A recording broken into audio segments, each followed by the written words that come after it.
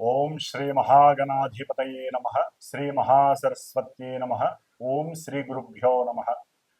ఓం గురు బ్రహ్మ గురుర్విష్ణు గురుర్దేవో మహేశ్వరః.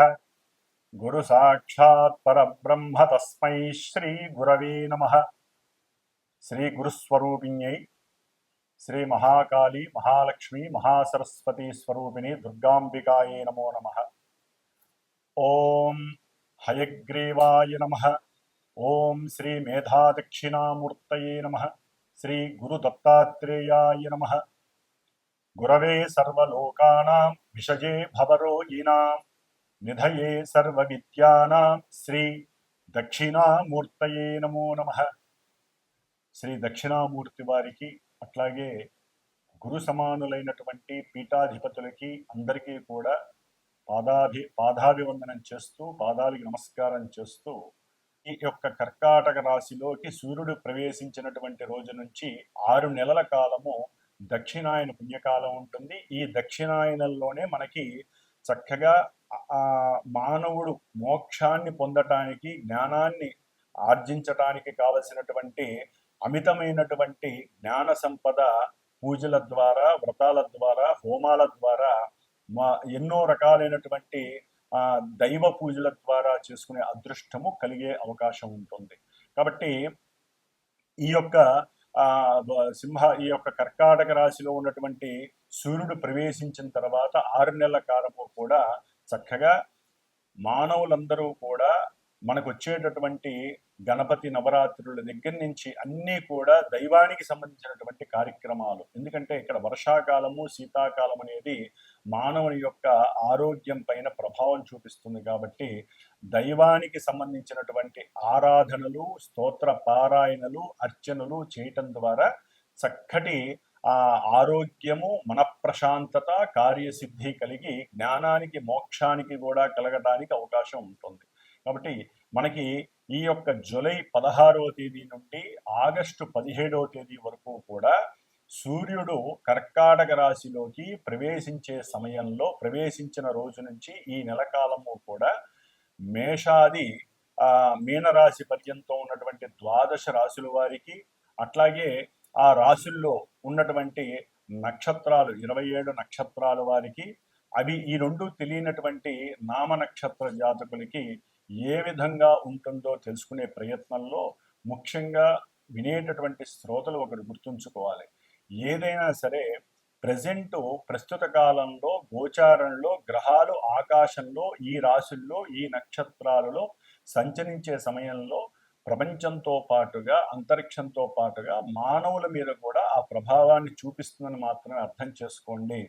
జన్మజాతకంలో ఉన్నటువంటి ఆ గ్రహాల యొక్క స్థితిగతులు అట్లాగే అంతర్దశల రీత్యా వారికి జరిగేటటువంటి ఈవెంట్స్ ప్రెజెంట్ గోచారంలో గ్రహస్థితులు ఏ విధంగా నిర్ణయిస్తాయో మాత్రమే తెలియజేస్తుంది. కానీ చాలామందికి తెలియక ఈ యొక్క రాశి లేకపోతే మాది నక్షత్రము మరి మాకు చెప్పినవి జరగట్లేదు, లేకపోతే మీరు చెప్పినట్టుగా మాకు నెగిటివ్ జరగట్లేదు పాజిటివ్ జరుగుతోంది, పాజిటివ్ జరగట్లేదు నెగిటివ్ జరుగుతుంది అంటున్నారు. ఇది ఎక్కడా కూడా వారికి సంబంధం ఉండదు.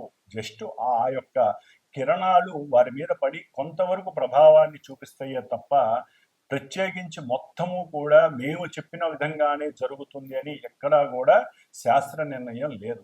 గోచార ఫలితాలు అంటే జస్ట్ మనం జాగ్రత్త పడటానికి ఈ నెలలో ఈ గ్రహాలు ఇక్కడ ఉన్నాయి కాబట్టి పాపగ్రహాలు ఈ విధంగా పాపస్థానాలలో ఉంటే మనం దానాలు ధర్మాలు జపాలు లేకపోతే అవతల వాళ్ళకి ఏదైనా దాన ధర్మాల రూపంలో లేకపోతే స్తోత్రాలు శ్లోకాలు పూజలు చేయించుకోవడం ద్వారా కొంత ఉపశమనం మాత్రమే లభిస్తుంది. ఇది గుర్తుంచుకొని ఈ యొక్క రాశి ఫలితాలను విని ధైర్యాన్ని తెచ్చుకొని ఏ విధంగా ఉండాలో ఆలోచించే మార్గమే ఈ యొక్క గోచార ఫలితాలు మాత్రమే.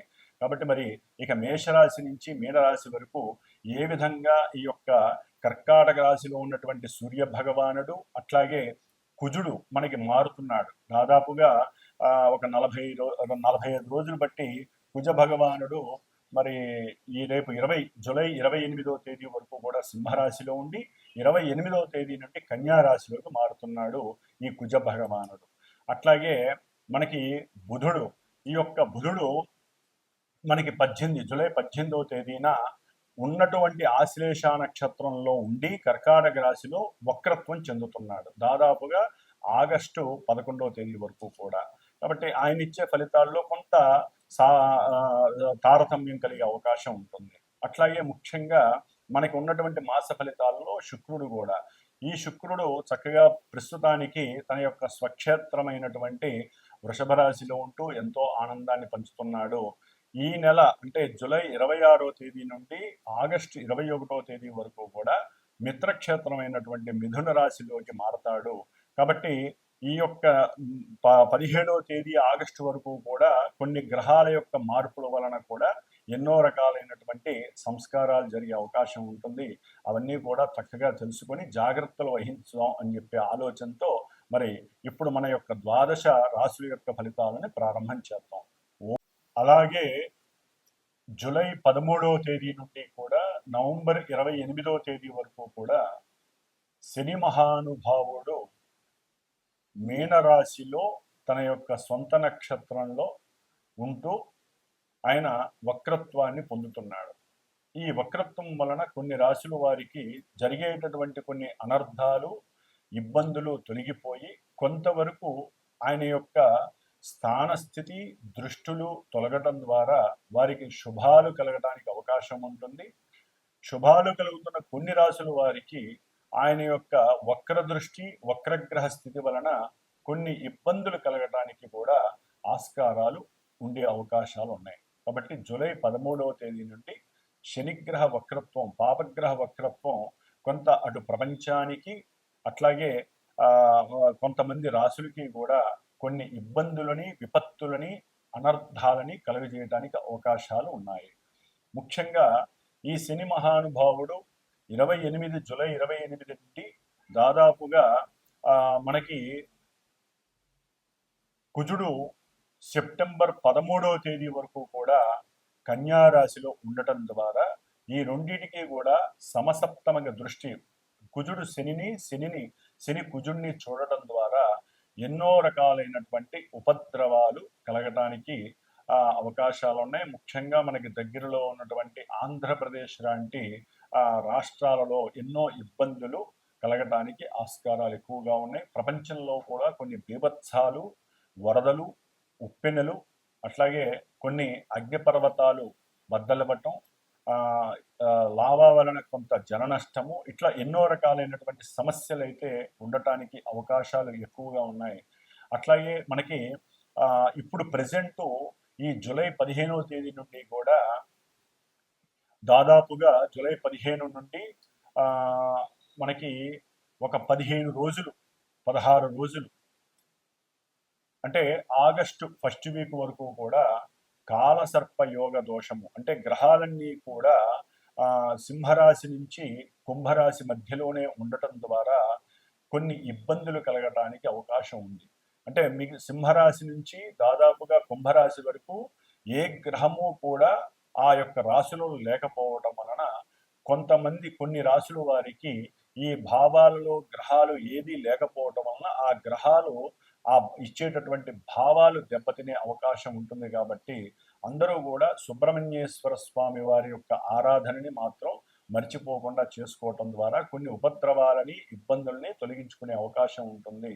అట్లాగే దాదాపుగా 41 రోజులు మా యొక్క శ్రీమాత జ్యోతిషాలయ పీఠంలో నా ద్వారా నేను చేస్తున్నటువంటి ఈ యొక్క సుబ్రహ్మణ్యేశ్వర స్వామి వారి యొక్క పూజలు, కుజరాహు కేతువుల యొక్క దోష పూజలు దాదాపుగా 30 రోజులు పూర్తయి ఈ యొక్క జూలై 20వ తేదీన హైదరాబాద్లో మా పీఠంలో సుబ్రహ్మణ్య పాశుపత హోమంగా నవగ్రహ హోమము, లక్ష్మీ గణపతి హోమము, అంటే ఈ గ్రహాల యొక్క అనుసంధానంతో ఎవరైతే కొంతమంది యొక్క నక్షత్రాలు, రాశులు, దశాంతర్దశలు జరుగుతున్నాయో వీరికి సంబంధించినటువంటి పూజలు జరుగుతున్నాయి. వారికి హోమం కూడా జూలై 20వ తేదీన నిర్వహించడం జరుగుతుంది ఉదయం పూట. కాబట్టి ఆసక్తి ఉన్నవాళ్ళు, ఇబ్బంది లేకుండా ఉన్నటువంటి వారు చక్కగా నాకు గనక కాల్ చేసినట్లయితే వారికి కూడా వారి యొక్క గోత్రనామాదులు, నక్షత్రాలు చెప్పి వారికి ఉన్న ఇబ్బందుల్ని తొలగించడానికి స్వామివారి యొక్క అనుగ్రహం కలిగేలాగా నా వంతు ప్రయత్నం చేయడానికి నేను సిద్ధంగా ఉన్నాను. కాబట్టి ఎవరైనా సరే చేయించుకోలేనటువంటి వారు వారి ఇంట్లో కానీ దేవాలయాల్లో కానీ చక్కగా సుబ్రహ్మణ్యేశ్వర స్వామిని మాత్రం ఈ యొక్క ఆగస్టు 2-3 తారీఖుల వరకు కూడా ఆయన ఆరాధన చేసుకోవడం ఉత్తమం, పరమోత్తమంగా భావించి ఓం దుర్గా గణపతయే నమః, ఓం స్కంద గణపతయే నమః అనేటటువంటి ఆ మంత్రాన్ని గనక జపిస్తూ ఉంటే ఆ రాశుల వారికి ఇబ్బందులు కలగకుండా ఉంటాయి.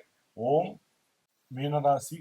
మీనరాశి వారికి ఈ నెల అనగా జూలై 16వ తేదీ నుండి ఆగస్టు 17వ తేదీ వరకు కూడా గ్రహ సంచారము రీత్యా గమనించినట్లయితే వీరికి జన్మ రాశిలో రేపు 13వ తేదీ నుండి శని వక్రించడం వలన వక్రీగత శని ప్రభావము, అట్లాగే 5వ స్థానంలో ఉన్నటువంటి రవి మరియు బుధుడి యొక్క సంచారము, అట్లాగే ఈ నెల 28వ తేదీ నుండి సప్తమ వేధాస్థానంలో కుజుడి యొక్క ప్రతికూల సంచారము, 12వ స్థానంలో ఉన్నటువంటి రాహుగ్రహ సంచారము వీరిని ఎన్నో విధాలైనటువంటి నిరాశ, నిస్పృహ, చేసే ప్రతి కార్యములో ఆలస్యము, ఆటంకాలు, అనుకున్నది అయిపోతుంది అనుకునే లోపలే ఎదురు దెబ్బలు తగలటం. 28 వరకు కూడా కుజగ్రహ అనుగ్రహం కాస్త అనుకూలంగా ఉంది, కుజకేతువుల అనుగ్రహం. కాబట్టి మీనరాశి వారికి దాదాపుగా 45 రోజులు బట్టి, అంటే 40 రోజులు బట్టి ప్రయాణం సౌఖ్యంగా సాగింది. ఆర్థికంగా కావచ్చు, ఉద్యోగరీత్యా కావచ్చు, సంతాన రీత్యా కావచ్చు, శత్రు రోగ రుణ వృద్ధి లేకుండా ఆయన కాపాడుతూ వచ్చాడు. రోగ నిరోధక శక్తి కూడా పెరిగింది. ఏదైనా సమస్యలు కడుపులో వచ్చినా వెంటనే రీగైన్ అయిపోవటం, మళ్ళీ మారిపోవటం, ఇలాంటివన్నీ జరిగిపోయినాయి. మంచిగా ఉన్నంతలో అనుకూలంగా ఉన్నాడు కుజకేతు. తండ్రితో కూడా కాస్త అప్పుడప్పుడు చిన్న సమస్యలు వచ్చినా మళ్ళీ వాటిని ఎదుర్కొనే స్వభావం మీకు కలిగింది. మాటలతో మీకున్న మేధా సంప్రాప్తితో, ఆలోచన సిద్ధితో నడిపించుకుంటూ వచ్చేసారు, అయిపోయింది. మరి ఈ నెల 28 తర్వాత కుజుడు సప్తమంలోకి వస్తే కుటుంబంలో భగ్గుమలు లేస్తాయి సమస్యలు. ఏం లేదు, యుగో, అహంకారం, అగ్రెసివ్నెస్, కోపం, ఆవేశం, ఎక్కడో ఉద్యోగంలో ఉండే సమస్యలన్నీ ఇంట్లోకి తీసుకొచ్చేస్తారు, ఆడైనా మగైనా. ఎందుకంటే ఇప్పుడు స్త్రీ పురుషులు ఇద్దరు ఉద్యోగాలు చేస్తున్నారు కదా. కాబట్టి కుటుంబంలో లేనిపోని అపార్థాలు, అనుమానాలు, అవమానాలు ఇవన్నీ కూడా మిమ్మల్ని ఒక తాటిలోకి తీసుకొచ్చి భార్యాభర్తల మధ్య అవినాభావన సంబంధాన్ని తెగదేస్తుంది. వ్యాపార క్రయ విక్రయాదుల విషయంలో కూడా ధనపరమైనటువంటి అవతల వాళ్ళు మిమ్మల్ని అర్థం చేసుకోలేనటువంటి పరిస్థితి ఎదురయ్యి భాగస్వామ్యాలు తెగిపోయి, భాగస్వామ్యాలు ఉన్నటువంటి వారు కూడా అప్పటి వరకు అన్యోన్యంగా ఉన్న వాళ్ళు కూడా ఒక్కసారి వ్యాపార విషయంలో కోర్టులు మెట్లెక్కాల్సి వస్తుంది. పోలీస్ స్టేషన్లు, గొడవలు, సమస్యలు ఇలాంటివన్నీ కూడా జరుగుతాయి. కుజగ్రహ ప్రభావం అంత చెడ్డది. చేసే ఉద్యోగంలో మార్పులు కలుగుతాయి. ఇక్కడ కాదు మీరు అక్కడికి వెళ్ళండి అని చెప్పి ఉన్నట్టుండి వస్తుంది మీకు ఒక రకమైన, లేకపోతే మీ ఇష్టం మానేసేయండి. మీనరాశి వారు కుజగ్రహ ప్రభావం, దానివలన స్ట్రగుల్స్, స్ట్రెస్, టెన్షన్స్, కోపము, ఆవేశం ఇవన్నీ కలుగుతాయి కుజగ్రహ ప్రభావం. ఆర్థిక ధన నష్టం. మీరు సపోజ్ భార్యాభర్తల్లో ఎవరైనా, ముఖ్యంగా స్త్రీలకే అవకాశం ఉంది, భర్త వద్దన్నాడు అనుకోండి, డబ్బులు ఇచ్చేసి నేను దూరం వెళ్ళిపోతా అనే పరిస్థితులు కూడా మీనరాశి వాళ్ళకి కనిపిస్తున్నాయి. మగవాళ్ళకి జాగ్రత్త వహించండి, ధనాన్ని నష్టపోకండి. భార్య వాళ్ళకి అనుకూలంగా ప్రవర్తించండి, తలగా వంచండి, శిరస్సు వంచండి, తప్పదు. గ్రహస్థితి బాగాలేనప్పుడే మనం దాసోహం అవ్వాలి. కోపం వచ్చింది అనుకోండి, ప్రశాంతంగా చిరునవ్వు నవ్వండి. సుబ్రహ్మణ్య స్వామి ఎట్లా నవ్వుతూ ఉంటాడో అట్లా నవ్వండి. అట్లాగే శుక్రుడు, ఈయన అట్లాగే ఎవరైనా సరే వివాహకారకుడు, వివాహ స్థానంలో ఉన్నటువంటి కుజుడు వలన వివాహం అవుతుంది అనుకోని మాట ముచ్చట్లు జరిగిన వాళ్ళు కూడా విడిపోతారు. అంటే జరగదు, ఆయన వచ్చి దాన్ని కబలించేస్తాడు. అట్లాగే బంధువులతో లేనిపోని కయ్యాలు, వాగ్దోషమే, లేనిపోని గొడవలు, సమస్యలు, కయ్యాలు. ముఖ్యంగా ఉద్యోగాదులు చేసేవాళ్ళు, విదేశాలలో ఉద్యోగాలు చేసేవాళ్ళు మీనరాశి వారికి ఉద్యోగ ప్రయత్నంలో తమ బాసుల వలన మీ యొక్క కోపము అదివరకు ప్రవర్తించిన తీరు వలన కూడా మీకు లేనిపోని అగచాట్లు పడే అవకాశం కలుగుతోంది. కాబట్టి శుక్రుడు 26వ తేదీ వరకు 3వ స్థానంలో ఉండటం ద్వారా చక్కగా కుటుంబంలో అన్నదమ్ముల మధ్య భార్యాభర్తల మధ్య అన్యోన్యత బాగుంది. నెక్స్ట్ తర్వాత కూడా ఆయన మిత్రక్షేత్రంలో వచ్చి రాస్యాధిపతి అయినటువంటి గురుతో ఉండటం ద్వారా వీరు కొంతమంది ఇందాక నేను చెప్పాను కదా కుజుడు వల్ల కలిగే ఇబ్బందులు ఉద్యోగంలో ఈ గురుడు శుక్రుడు ఈ నెల 26 తర్వాత కలవటం ద్వారా సైడ్ చూసుకుంటూ ఉంటారు. ముందే వాళ్ళకి ఏదో కొంచెం అవగతం అవుతుంది, ఏదో ఉద్యోగంలో సమస్యలు వస్తాయని. వేరే దారి ఎత్తుక్కుంటారు ఏజెన్సీస్ ద్వారా. ఏజెంట్లు నమ్ముతారు, చాలా జాగ్రత్తగా అవసరమైతే డబ్బులు ఖర్చు పెడతారు. ఉద్యోగంలో దీనికన్నా పెద్ద ఉద్యోగం కొట్టాలి, అవుతుంది, ప్రయత్నం చేయండి, తప్పలేదు. సౌఖ్యాన్ని కోరుకుంటున్నారు కదా, జాగ్రత్తగా మాట్లాడండి. మాట్లాడేటప్పుడు అనుకూలంగా మాట్లాడండి, పటపట సంతకాలు చేసే కండి 1-4 సార్లు చదివి సంతకాలు చేయండి. అప్పుడు ఉద్యోగ ధర్మంలో మీకంటూ ఒక స్థాయి వస్తుంది. లేకపోతే ఉద్యోగ విషయంలో మీ కెరీర్ విషయంలో ఒక క్వశ్చన్ మార్క్ పడే అవకాశం ఉంటుంది. అర్ధాష్టమ గురుడు కదండి, ఇబ్బందులు పడతారు. అట్లాగే రాహు కూడా చూస్తున్నాడు 12లో ఉంది. కాబట్టి మీరు ఒకటి అనుకుంటే తలిసింది ఒకటైతే జరిగేది ఒకటి జరుగుతుంది. ముఖ్యంగా డైరెక్టర్లు, కంటెంట్ రైటర్సు, విద్యార్థులు, డైరెక్షన్ డిపార్ట్మెంట్కి సంబంధించిన వాళ్ళు, ఫైనాన్స్ డిపార్ట్మెంట్కి సంబంధించిన వాళ్ళు, బ్యాంకులో పనిచేసేటటువంటి వాళ్ళు, రైల్వేలో పనిచేసేటటువంటి పెద్ద పెద్ద ఉద్యోగస్తులు, ఎయిర్ ట్రాఫిక్కి సంబంధించిన వాళ్ళు, ఇవన్నీ కూడా కొంత తెలియనటువంటి వృత్తిలో ఎదుగుదలతో పాటుగా కొన్ని సమస్యలు కూడా రాహు వల్ల కలుగుతూ ఉంటాయి, వ్యయరాహు. అట్లాగే పంచమంలో ఉన్నటువంటి రవి బుధుల వలన మీ యొక్క ఆలోచన స్థాయి మందగిస్తుంది, బుద్ధి మాంద్యం ఏర్పడుతుంది. చేయాల్సిన పనిని ఉద్యోగ ధర్మంలో చేయాల్సిన పనిని సరిగ్గా చేయకపోవడం వలన మీనరాశి వారికి ఉద్యోగంలో అలసత్వం వలన, మీరు చెప్పే అవసరం లేని కొన్ని మాటల వలన ఉద్యోగాలు తొలగిపోయి ఉద్యోగంలోంచి వెడలిపోయే అవకాశం కూడా వస్తుంది. ఉద్యోగంలో తీసేస్తారు, జాగ్రత్త వహించండి. అవసరం లేని అబద్ధాలు చెప్పకండి. బుద్ధిని ఎప్పటికప్పుడు యాక్టివ్గా ఉంచండి. ఎందుకంటే బుద్ధికారకుడైనటువంటి వాక్కారకుడైనటువంటి బుధుడు వక్రిస్తున్నాడు ఈ నెల 18 నుంచి. కాబట్టి ఆయన యొక్క బలం కూడా కొంత ఈ రవి బుధుడితో కలిసి ఉండడం ద్వారా కోల్పోయే అవకాశం ఉంటుంది. గృహంలో సరైనటువంటి భోజన సౌకర్యం లోపత్వంగా ఉంటుంది. తండ్రితో విరోధాలు కలిగే అవకాశం ఉంటుంది. తండ్రి యొక్క ఆరోగ్య విషయంలో కుటుంబంలో సమస్య పర్వంగా ఉంటుంది. సంతానంతో కొంత వాగ్దోషం వలన వారి యొక్క చదువు విషయంలో మీరు అతి జాగ్రత్త పడి వారితో కొంత సమస్యాత్మకమైనటువంటి పరిస్థితుల్ని కొని తెచ్చుకునే అవకాశం ఉంటుంది. పిల్లల విషయంలో కొంచెం జాగ్రత్త వహించాలి.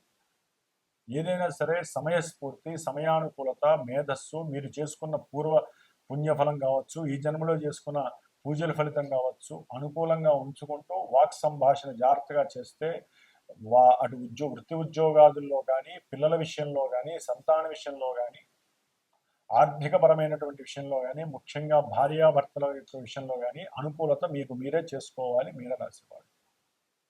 ఎందుకంటే వక్రించినటువంటి శని 12వ భావ ఫలితాలు కూడా ఇవ్వడానికి సిద్ధంగా ఉన్నాడు దాదాపు నవంబర్ 28 వరకు. కాబట్టి అన్నిటిలో కూడా అలసత్వము, ఆలస్యము, వికారత్వము, వివేచన లోపత్వము, నిరాశ, నిస్పృహ ఇవన్నీ కలుగుతాయి. కేతు ఒక్కడే మీకు అనుకూలంగా ఉన్నాడు, శుక్రుడు అనుకూలంగా ఉన్నాడు. కాబట్టి ఈ కాస్త మీరు మీ అంతటా మీరు అనుకుంటే తప్ప ఏది అనుకూలంగా జరగదు. కాబట్టి వీలుంటే మీనరాశి వాళ్ళు వారు కూడా సాధ్యమైనంత వరకు ఈ సుబ్రహ్మణ్యేశ్వర స్వామి అనుగ్రహం మాత్రమే కోరుకోండి. వారికి కూడా ఈ నెల 20వ తేదీన మా యొక్క పీఠంలో అంతకుముందు చెప్పినటువంటి వీడియోలో 41 రోజుల్లో 32 రోజులు అయిపోయింది. స్వామివారి క్షేత్ర దర్శనాలు కూడా అయిపోయినాయి. ఈ నెల 20వ తేదీన హైదరాబాద్లో నా యొక్క పీఠంలో సుబ్రహ్మణ్య పాశుపత హోమంతో జరుగుతోంది. దాంట్లోనే లక్ష్మీ గణపతి హోమం వస్తుంది, నవగ్రహ హోమం వస్తుంది, సర్పసూక్త హోమం, ఇవన్నీ జరుగుతున్నాయి. కాబట్టి మీనరాశి వారికి కొన్ని ఇబ్బందులను తొలగటానికి, ఇందాక నేను చెప్పినటువంటి ఇబ్బందుల నుంచి తొలగించుకోవడానికి ఇది ఒక సుగమమైన మార్గం అనుకొని ఎవరైనా అవకాశం చేయించుకోవాలనుకుంటే హోమం వరకు నాకు ఫోన్ చేయండి. ఇక్కడే కాబట్టి అవకాశం ఉన్న వాళ్ళు రావచ్చు, లేదా ప్రసాదమైన మీ ఇంటికి పంపించబడుతుంది. కాబట్టి ఈ విధంగా మీనరాశి వారు వారంతట వారు గనక చేసుకోదలుచుకుంటే సుబ్రహ్మణ్య అష్టకాన్ని, కోప నివృత్తి కోసము సుబ్రహ్మణ్యేశ్వర స్వామి అభిషేకాన్ని చేసుకోవడం ద్వారా చాలా ఉత్తమమైనటువంటి ఫలితం. కాస్త అన్నము, పప్పు దానం చేస్తూ ఉండండి. అంటే వండి ఎవరికైనా సరే మంగళవారం పూట దానం చేస్తూ ఉండండి. శనివారం పూట కాస్త నల్ల జీడిలో, నల్ల నువ్వులతో చేసినో ఎవరికో ఒకరికి దానం చేస్తూ ఉండండి. ఇవన్నీ ఏంటంటే నిరాశ, నిస్పృహ, కోపావేశాలను తగ్గించడానికి ఈ దాన ధర్మాలు చాలా ఉపయోగపడతాయి. కాబట్టి ఈ విధంగా మీనరాశి వారికి గురు శుక్రుల యొక్క అనుగ్రహం వలన విద్యార్థుల్లో కొంత పరిపక్వత కలుగుతుంది, మేధస్సు, కీర్తి ప్రతిష్టలు వస్తాయి. ఏదైనా ఒక పెద్ద గృహాన్ని వీళ్ళు పొందే అవకాశం ఉంటుంది. స్థలాన్ని కొనే అవకాశం ఉంటుంది. ఉన్న స్థలాన్ని అమ్ముకొని మంచి లాభంతో చక్కగా భార్య పేరు మీదో, భర్త పేరు మీదో ఇద్దరు కలిపి రాసుకునే అవకాశం కూడా కలుగుతుంది. ప్రయత్నం చేస్తే ఉద్యోగంలో కూడా ఉన్నతమైనటువంటి స్థితి, వ్యాపారస్తులకి యోగ్యకరమైనటువంటి విషయం అని కూడా చెప్పుకోవచ్చు.